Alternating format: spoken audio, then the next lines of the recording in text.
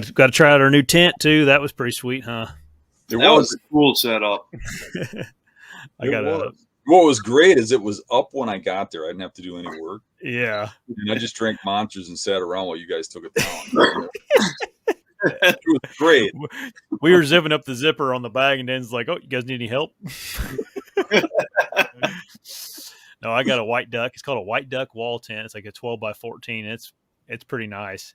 What was it, like maybe 30 at night up there? Yeah, the trick was to just stack as much wood as you could into that what do you call that? That furnace thing? That wood stove. Wood stove. Yeah. Why, what happened with hard oak as tight as you can get it, and then you lock up all the windows, you zip down the door, and then you roll up in your blankets and get warm. Yeah, Dan couldn't make up his mind in there. We got in there and it was cold, and he's like, "Golly, get this thing so I'm sweating. I want to be sweating, laying in my sweat." And I'm like, "Oh God!" Then we got her up to about 120 in there. Yeah. And then Dan's like, "Jesus, guys, it's too hot in here. Open the windows." The windows were open, the door was open. But what's funny about that is then by the time it started to cool down, we all fell asleep. Yeah. And, I had woken up and it must have been, it was whatever the temperature was outside. So like now 33, now it's 30 degrees inside of the tent. And we're shivering, and then we stoked the wood back up, and that was funny too.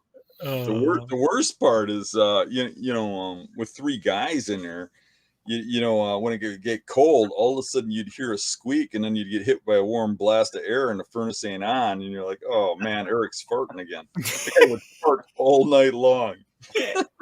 What did you say, Dan, with the hot and cold temperatures? You were saying something about our stuff rusting inside of the tent. Yeah. As much as that temperature swing was. That was crazy. It had to be over. There had to be steam coming off of that tent. All the other guys sleeping in their cars and stuff around us had to be like wondering what was going on.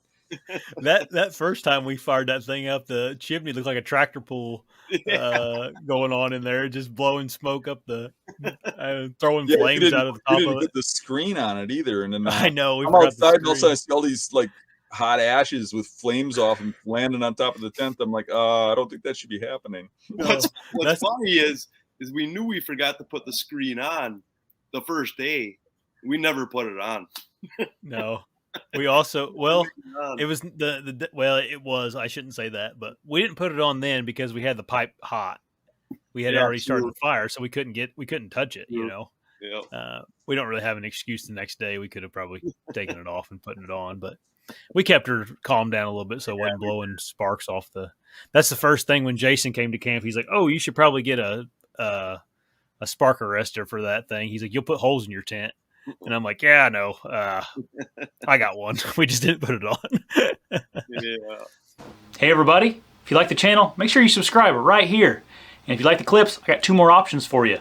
2 options right here. Subscribe right here. See you guys.